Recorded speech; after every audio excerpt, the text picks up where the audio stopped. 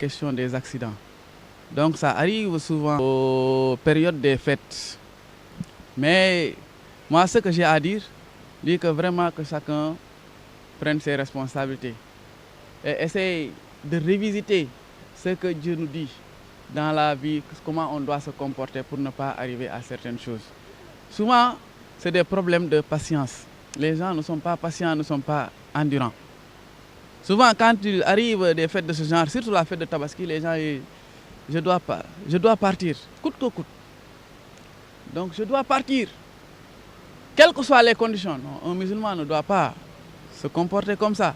Donc on doit regarder les conditions. Si les conditions sont légales, on va. Si les conditions sont favorables, on va. Mais si les conditions ne sont pas favorables, on essaie de voir autre chose. Parce que les gens qu'on va aller voir, si on meurt en cours de route, on ne va jamais les voir. Il faut penser à ça.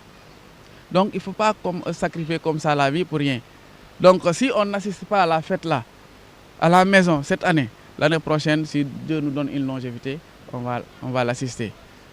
Donc il faut se prémunir de ce qu'il faut, c'est-à-dire se reposer convenablement, dormir sérieusement et aussi avoir un véhicule normal. Pour cela, donc l'État ou bien les autorités doivent essayer de faire tant bien que mal pour régler les infrastructures. En dehors des infrastructures, les véhicules, il faut un contrôle sérieux.